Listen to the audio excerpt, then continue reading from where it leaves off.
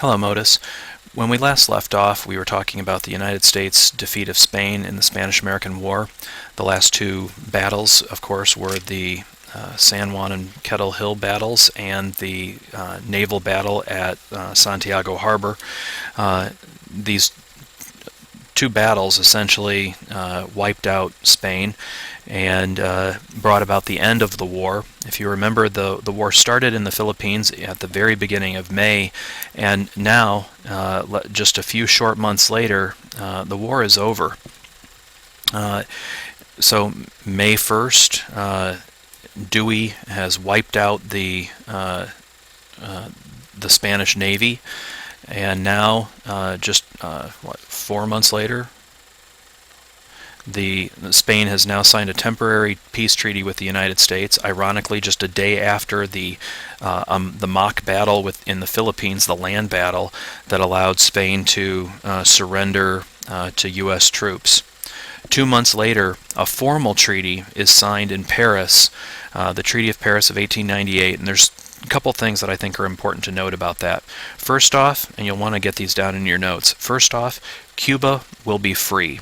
That's important because if you remember, in our last lecture we talked about the Teller Amendment. The Teller Amendment said that if the United States goes to war with Spain, one of the things that will come out of that will be a free and independent Cuba. So this says, according to the Treaty of Paris of 1898, the United States is keeping its word. Cuba is independent. The second thing is that Puerto Rico and Guam, that's what PR stands for, Puerto Rico and Guam, are going to be given to us. That's what we get out of this. Puerto Rico and Guam, bam, they're ours. And the last part, number 3, we agree to buy the Philippine Islands. Those things are important because, one, again, according to the Teller Amendment, we're keeping our word. 2, we are getting something out of it, Puerto Rico and Guam. And 3, well, technically we're getting something else, but that third thing that we're getting is the thing that actually we shouldn't be getting. Because if you remember, we told the Filipinos that we were doing this to help them. Same thing that we told the Cubans, we're doing this to help you. But the Filipinos, we renege on our deal. We turn our backs on them. We told Emilio Aguinaldo, if you fight with us, we'll give you your independence. The new territories that we got gave us about 100,000 new miles of land, and about 10 million people are added to this new American empire. And we need to go back for a moment and look at Cuba, because although it's supposed to be free, the United States wasn't quite ready. McKinley decided that the Cubans weren't ready to govern themselves, and although the Teller Amendment, although the Teller Amendment said that we were giving them their independence, he tells the Cubans, you're not quite ready to govern yourselves, and so he put the army in charge of their government until the Cubans had created their own constitution. Well, immediately the Cubans started working on their own constitution, and after they'd created one, they presented it to the United States government and said, hey, we're done, we've got it, we finished it, what do you think? And the United States looked at it and they said, well, that looks good, you're just missing one thing. And what they did, the United States government then shows its kind of nasty side. They said, you're missing one thing. You need to add something. You need to add this. And they forced the Cubans to add what's called the Platt Amendment. The Platt Amendment was named for a man named Orville Platt, who was a senator, I believe, from Ohio. The Platt Amendment told the Cubans that they weren't allowed, it basically allowed the United States to interfere in Cuban politics if we thought our interests were being threatened. It also allowed the United States to establish a naval base on the island of Cuba. Just so we're clear, the Cubans did not want to do this, but they basically felt they didn't have a choice. If they wanted to have their own type of government, if they wanted to get the U.S. military government off the island, they basically had to add this amendment to their own constitution. And another thing to consider is that phrase, American interest. You'll see it's in quotations there. that phrase American interest is really vague. What is American interests? It could mean economic interests. So in other words, if our investors aren't getting what they want, it could mean political interests. If their government is doing something we don't like, if a new law is passed that we don't like, it could mean military interest. Anything that basically anything our government doesn't like, they reserve the right to intervene. So it's really just a horrible law. But the Cubans don't have a choice. If they want to rule themselves, even if it's not even just a little bit, they have to add it. And so they do. Moving on. The Spanish-American War left us with an empire that stretched from the Caribbean to the South China Seas. Besides Puerto Rico, Guam, and the Philippines and Hawaii, we also got Samoa, which you can't see on this map. And it's important to understand just how much area now we're covering. And you can see in this map all the different places that the United States begins intervening. We'll come back to this map later.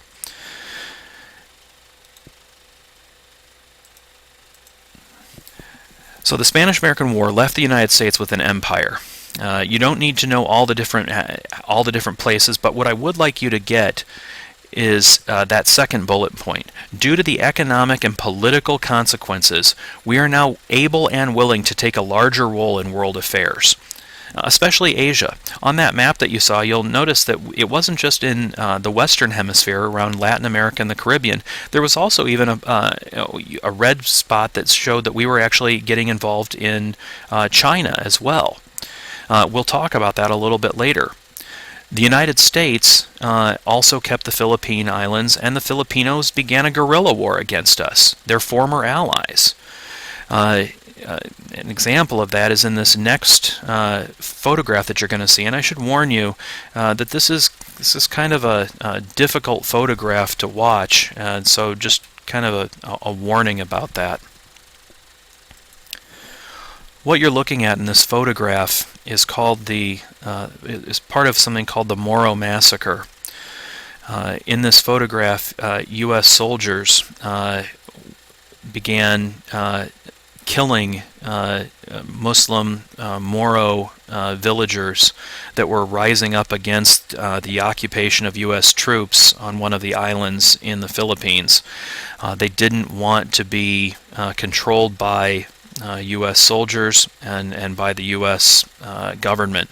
So they started fighting. You can see that they are, in fact, not an advanced. This was not an advanced civilization or anything like that. But the United States did not have any qualms about shooting them down. In fact, there were about 600 people that were shot and killed in this, men, women, and children.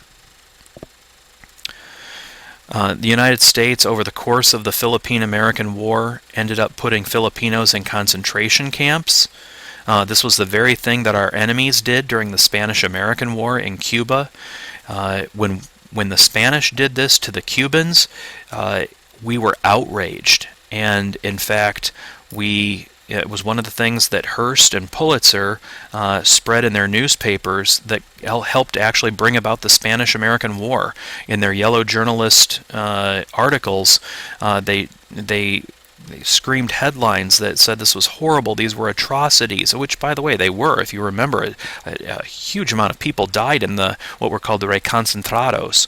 But now we're doing the same thing. Thousands of Filipinos died as a result of our policies. We were torturing Filipinos, we were murdering Filipinos, but now we're justifying it. Now we're saying that they were lawbreakers, and all because they simply wanted their independence. The United States-Philippine Island War ended up costing us anywhere from $400 to $600 million before the rebellion was put down, and it actually ended up lasting over 10 years before the fighting ended. And for what? In the end, we actually gave them the islands back.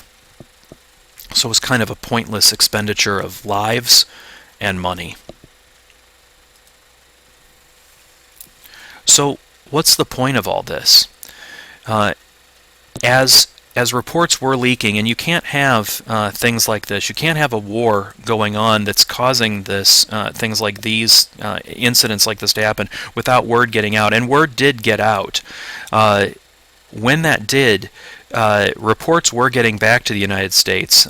Soldiers, U.S. soldiers, were engaging in these kinds of acts, and people started questioning whether it was right for the United States to engage in things like this. One of the results of this was this cartoon right here. Here you see the United States represented by Uncle Sam, and what's happened to Uncle Sam here? As you can see, Uncle Sam's got a weight problem. That weight problem is the result of, as you can see by his pants, acquiring Texas, the Louisiana Purchase, Alaska, Florida, California, Hawaii, and over there on the far right, Puerto Rico. And if you can see, he's being measured for a new set of clothes, which on the far right are part of what's called a rational expansionism policy or enlightened foreign policy.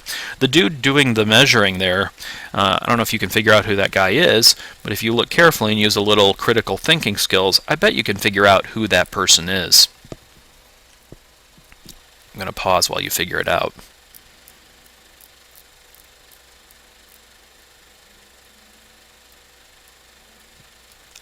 Here's a hint. Look at the door. Yes, that is President McKinley, famous imperialist president. If you're not sure how you could tell, you got McKinley on the door, McKinley and Company National Tailors, and if you look very carefully, you can see it even says McKay on his apron. The guy offering the medicine, one of the men offering anti-expansionism policy medicine to Uncle Sam, Fat Uncle Sam, is a guy named Carl Schurz. He's a senator. You wouldn't know this, but we know this, and certainly the people at the time knew this because they recognized this caricature of him. Carl Schurz was a senator and a famous expansionist, and I want to talk briefly about what this means. As those pictures began leaking out and people started reading accounts of what was going on, more Americans, or maybe better yet to say some Americans, let's change that, shall we? Yeah, that's probably better and more accurate. Some Americans began disagreeing with the idea of an American empire, and a growing anti-imperialist movement began. Here are some of the reasons why they started why they started disagreeing with it. They said it was turning Americans into European tyrants. We were becoming the people that we had fought the Revolutionary War against. They said that it was that Americans were going to lose jobs. If we gained an American empire, eventually American factories were going to ship jobs overseas. By the way, does that sound familiar? It should. And finally, and this is kind of the sick one, there were some people who were opposed to imperialism because they said if we do, eventually races will mix, and that's bad. American soldiers, if they're over there in other countries, will end up falling in love with with women of other races, and well, then we'll have multiracial children, and well, that's just horrible. So basically, you have anti-imperialism for racist reasons. I'd like you to get these three different reasons down. You've got a political reason. Okay, that's the first one. You've got an economic reason, and then you have a socio-cultural reason. And that's important because basically, if you remember, at the very beginning of this lecture, I told you there are three reasons why people get engaged in imperialism. Now we have three reasons why people don't want to do imperialism. So at the very beginning, there was three reasons for it. Now we have three reasons why people are going against it. Okay? And I'm going to ask you to consider reasons why maybe we shouldn't get involved in imperialism and come up with some of your own. And they should be political, economic, and sociocultural. Obviously, this one at the end is just gross, and hopefully people don't buy into this kind of nonsense today. And there are some important people to consider. Samuel Gompers is a labor union guy. Mark Twain, the famous writer, you're going to be reading some of him. And Andrew Carnegie, the famous industrialist, is another one. We'll be looking at some of them when we come back. But for now, thanks for listening, and we'll finish this up in the next one. Good night.